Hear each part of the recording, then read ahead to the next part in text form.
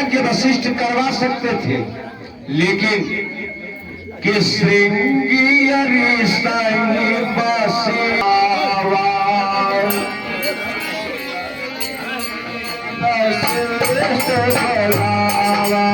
श्रृंगी ऋषि वशिष्ठ बोलावा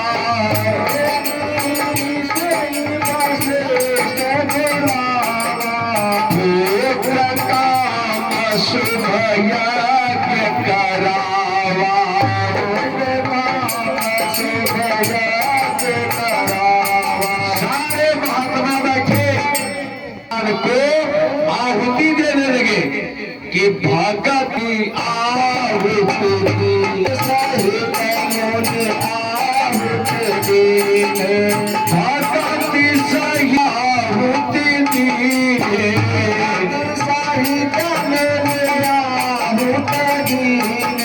प्रगटे अगिन चरु कर ली।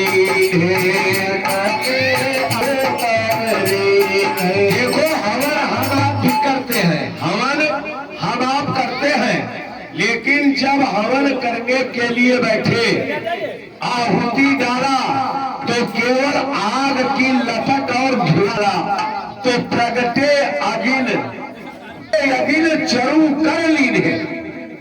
देखो जो समिधाएं आज है आहुति पड़ती है, यही समिधाएं तब थी। जो मंत्र आज है यही मंत्र तब थे। जो दक्षिणा आज है यही दक्षिणा तब थी। देखो व्यास भगवान लिखते हैं कि श्रीमद् भागवती वार्ता गेहे गेहे जने जने कारिता कर लोभेन तो कथा सारस्ततो कथा। की कथा भागवत की कथा घर घर में सुनने लगी। पहले कोई हजारों में एक सुनता था, आज घर घर में भागवत होने लगी। लेकिन भागवत होती क्यों है कि कारिता कर लोभेन कथा सारस्ततो कथा। जो यजमान सुनता है वो कहता है हमारा नाम हो जाए, ऐसा भंडारा करो। यजमान कहता है कि ऐसा भंडारा करो कि हमारा नाम हो जाए। और पंडित कहता है कि चलो 8 दिन नीक नीक भोजन मिली और कुछ ना कुछ तो नगद मिलवे करी। तो कारिता कर लोभेन कथा सारस्ततो कथा। जो कथा का सार तत्व था वो कथा से निकल गया। पंडित और जजमान दोनों हवन करने के लिए बैठे। अब जजमान के अंदर अहंकार है राजन कि हमरे कतरा पंडित जी दक्षिणा कहूं नहीं पाई, हमरे कतरा सुंदर कपड़ा पंडित का कोई नहीं दी, हमरे कतना बावार भंडारा गांव कोई नहीं थी। तो जजमान के अंदर अहंकार, पंडित के अंदर लालच, तो कथा सारस्ततो कथा। तो यजमान के अंदर अहंकार कि हमारे जितना बड़ा भंडारा किसी ने नहीं किया स्वाहा, हमारे कितना दक्षिणा पंडित कहीं नहीं पाए स्वाहा, हमारे जितना खर्चा भंडारा में किसी ने नहीं किया स्वाहा। तो बताओ जजमान के अंदर अहंकार, पंडित के अंदर लालच, बताओ देवता कैसे प्रकट हो जाए। और दूसरी बात, जब वो हवन करने के लिए बैठे तो समिधा यही है, तिल चावल जब पांचों मेवा खीर पूरी,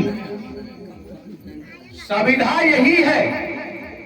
लेकिन जो हवन करने बैठे एक चीज और मिला दिया, और वो चीज जानते हो क्या है? जब हवन करने बैठे तो भगति सहित एक आत्मभक्ति मिला दिया। हवन में आत्मभक्ति मिला दिया कि भगति सहित मुनिया होती दी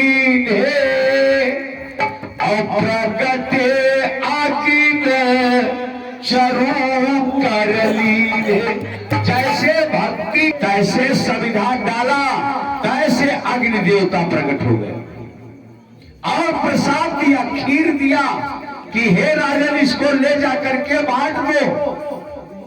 यह बाटी देव नृप जाई जथा जोग सब भाग बनाई।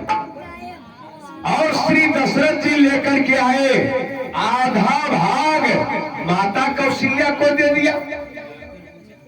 अरे भाई नियमता 1/3 देना चाहिए, लेकिन कुछ प्रेम था, अनुराग था, आधा भाग माता कौशल्या को दे दिया और जो बचा उसमें से सुमित्रा को, आधा कैकेयी को। तो कौशल्या ने देखा चाहे प्रेम के वशी हो, अनुराग से हमको ज्यादा मिल गया, हमारा इतना हिस्सा नहीं हुआ। तो कौशल्या ने जानते हो क्या किया कि कौशल्या कई हाथ धरी और दीन सुमित्रा ही मन प्रसन्न करी। अपने में से निकाल करके माता कैकेयी को दिया, माता सुमित्रा को दिया। तो कैकेयी ने देखा कि हमारा भाग कुछ ज्यादा हो गया, कैकेयी ने अपने में से भाग निकाल करके माता सुमित्रा के हाथ में दे दिया। अब आधा भाग सुमित्रा का हो गया, तो माता सुमित्रा ने एक हाथ कौशल्या के चरण पर रखा, एक माता कैकेयी के, और कहा तुम दोनों बहन हमको आशीर्वाद दो कि हमारे कोख से 2 लाल जन्मे, एक को आपकी सेवा में लगा दे, एक को आपकी सेवा में। देखो यज्ञ नारायण के 4 फल होते हैं। यज्ञ नारायण का पहला फल है शाश्वत आनंद। अरे भाई आपके घर में 2 लड़के हैं और दोनों लड़के रात दिन झगड़ा करते हैं, तो विश्व की कोई मार्केट बताओ जहां आनंद बिकता हो, ला करके अपने घर में रख दो कि झगड़ा होना बंद हो जाए।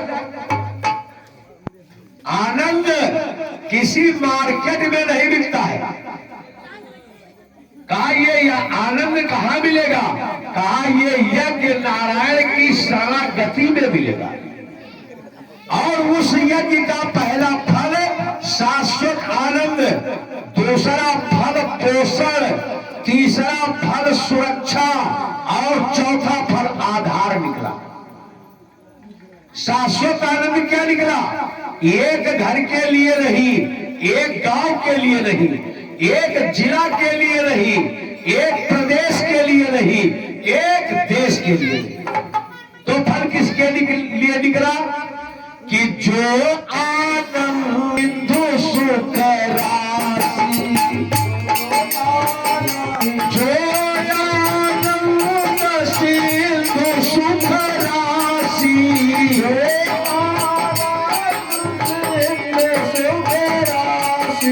स्वीकारते त्रयलोक सुवासी।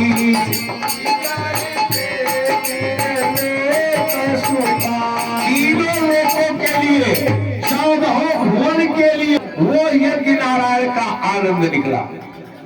और पोषण सबको चाहिए। पोषण माने भोजन।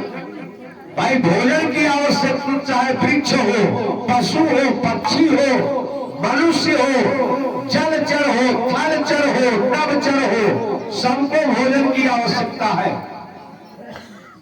और यज्ञ नारायण का ऐसा पोषण निकला कि विश्व भरण पोषण कर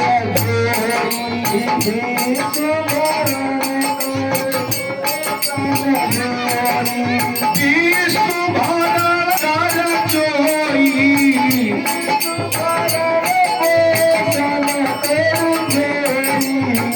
भरत यश होई,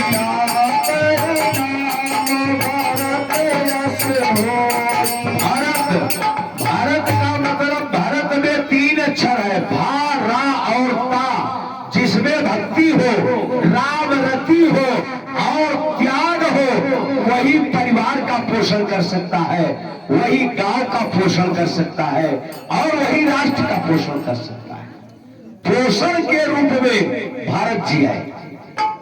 और तीसरा नंबर सुरक्षा कि जाके सुमिरन तेरी पुनासा, जाके सुमिरन तेरी पुनासा, जाके सुमिरन तेरी पुनासा, जाके सुमिरन तेरी पुनासा, नाम शत्रुघ्न वेद प्रकाशा।